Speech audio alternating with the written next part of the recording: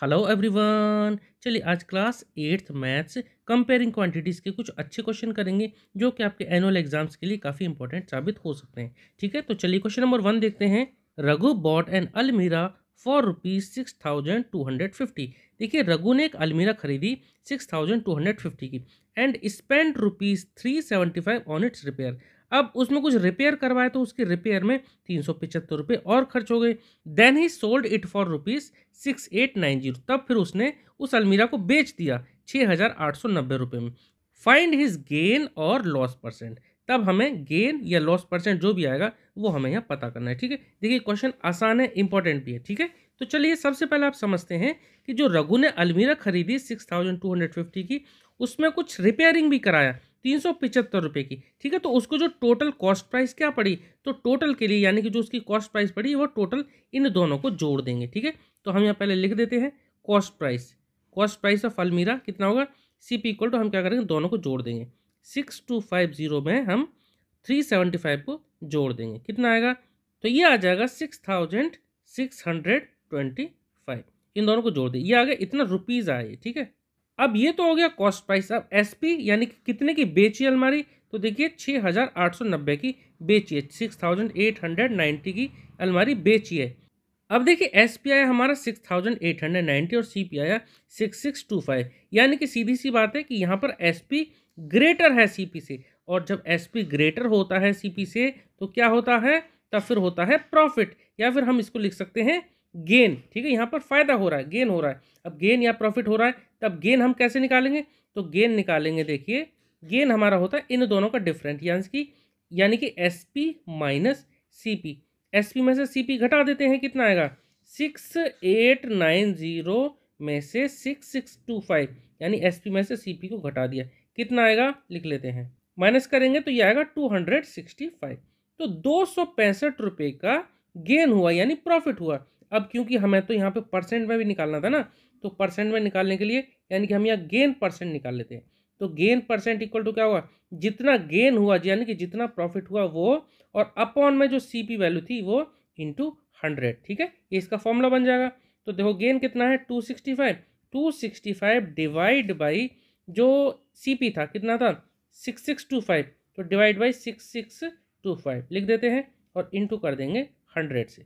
Solve करेंगे, answer कितना आएगा, देखिए अब एक काम करते हैं, इन दोनों को हम 25 से कैंसिल आउट कर देते हैं। देखो ये तो 25 4 जा 100 हो जाएगा, और यहाँ पर 25 2 जा हो जाएगा 50, और बचेगा 16 यानी 16 बचेगा 162, यानी 25 6 जा 150, फिर से बचेगा 125 हो जाएगा, तो 25 5 जा 125। अब देखिए नीचे 265, ऊपर भी, तो ये दोनों आपस में कैंसिल आउट हो गए, क्या बचा 1। तो देखिए ऊपर बचा सिर्फ 4 यानी कि 4%, तो 4% गेन हुआ। ठीक है, तो लिख देंगे हम कितना, गेन इक्वल टू कितना 4%, तो 4% का इसको प्रॉफिट हुआ। ठीक है, इस तरह से क्वेश्चन हमारा कंप्लीट हो गया। चलिए अब करते हैं दूसरा question.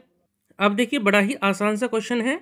How much will an item cost if 10% discount is given on the marked price ₹100। यहाँ हमें बताना है कि उस आइटम की कॉस्ट क्या होगी अगर उस पर 10% की छूट दी जाए या 10% का डिस्काउंट दिया जाए, और उसकी जो मार्क्ड प्राइस दे रखी है वो दे रखी है 100 रुपये। मार्क्ड प्राइस यानी कि उस पर जो छपे हुए हैं, जो रुपीज़ उस पर जो लिखे हुए हैं ना MRP, वो दे रखी है 100 रुपये। ठीक है, तो देखिए बहुत आसान है। तो देखो इसका MRP कितना है वो एक बार लिख देते हैं।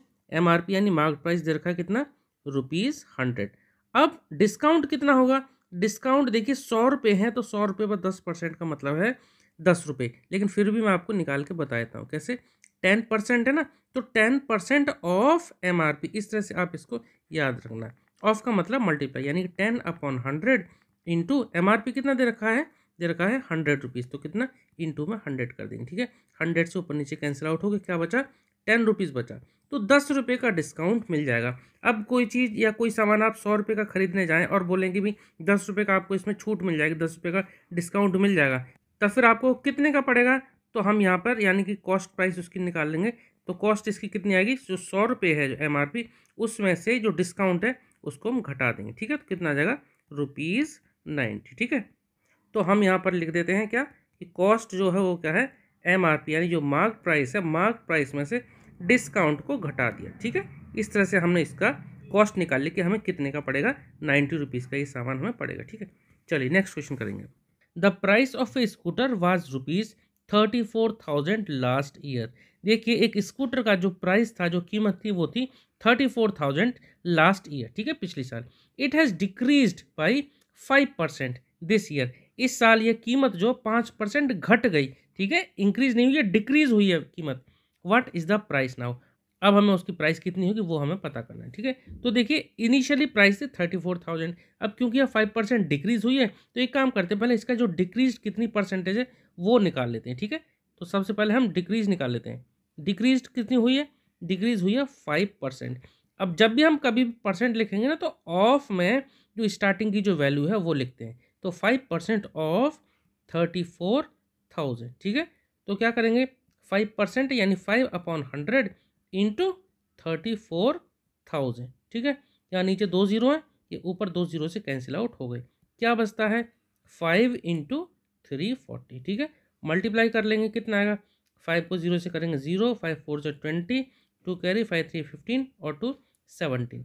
1700 रुपये घट गए। तो डिक्रीज कितने हो गए? 1700 रुपये। हमसे पूछा है कि अभी प्राइस कितनी होगी, तो देखो पहले प्राइस थी 34,000, हम 34,000 में से 700 को घटा देंगे, ठीक है। तो हम यहाँ लिख देते हैं न्यू प्राइस। तो न्यू प्राइस कितनी होगी, लिख देते हैं कितनी, 34,000 जो पहले प्राइस थी उसमें से हम माइनस कर देंगे 1700, यानी कि 1700 को माइनस करते हैं, कितना आएगा देखते हैं। तो माइनस कर कर ये आ जाएगा 32,300, ठीक है, 32,300। इतने रुपए हो जाएगा न्यू प्राइस, ठीक है। इस तरह से क्वेश्चन हमारा कंप्लीट हो गया। आई होप कि आपको समझ में आया होगा। चलिए मिलते हैं नेक्स्ट वीडियो में। Okay, thank you.